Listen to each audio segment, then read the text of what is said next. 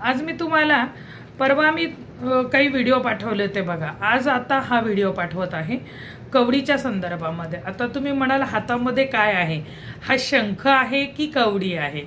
पण ही आहे कवडी. बघून घ्या, मोठ्या साईजमध्ये आहे. या कवड्या अशा मोठ्या साईजमध्येच येतात. ही जी आहे ह्याला महादेव कवडी असे म्हटले जाते. याचा उपयोग कशासाठी आहे बघा. या कवडीमध्ये आता ह्या स्वच्छ धुवून, पहिली गोष्ट ह्या खूप ठिकाणातून आलेल्या असतात. वेगवेगळ्या लोकांचे हात आपल्याला ह्या कवडीला लागलेले असतात. त्यामुळे सर्वप्रथम ही कवडी स्वच्छ मिठाच्या पाण्याने धुवून घ्यावी.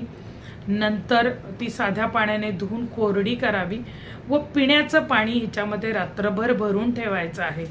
ज्या लोकांना बुद्धीचा प्रॉब्लेम आहे, म्हणजे डिप्रेशन येणं, सारखे वारंवार विचार येणं, मेंटल आजारपण, इथली डोक्याचे वेगवेगळे प्रकारचे आजार, डिप्रेशन, मानसिक अस्वस्थता, जी मुलं अभ्यास करत नाहीत आणि केलेला अभ्यास मुलांच्या लक्षात राहत नाही, अशा मुलांनी या म्हणजे त्या कवडीमध्ये रात्रभर पाणी भरून ठेवायचं आहे आणि सकाळी ते पाणी पियायचं आहे.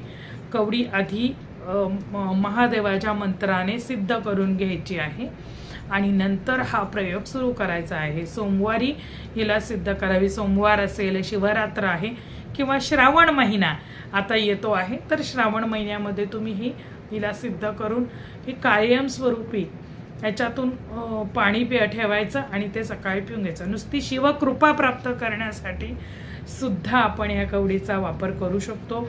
अतिशय सुंदर अशा या कवड्या आहेत आणि कुणाला जर हवी असेल तर तुम्ही इथे संपर्क साधू शकता. अतिशय छान अशा या कवड्या आहेत. आत्ताच माझ्याकडे म्हणजे माहिती मला होतीच, पण त्या कवड्या कुठे ठेवल्या तेच लक्षात येत नव्हतं. त्या मी आत्ता आवरावर गुरुपौर्णिमेची सुरू आहे तर त्यामध्ये समोर आल्या, म्हणूनच तुम्हाला हा व्हिडिओ टाकलेला आहे. तर भेटूयात अशाच माहितीसह परत. जय भवानी, जय जगदंबा.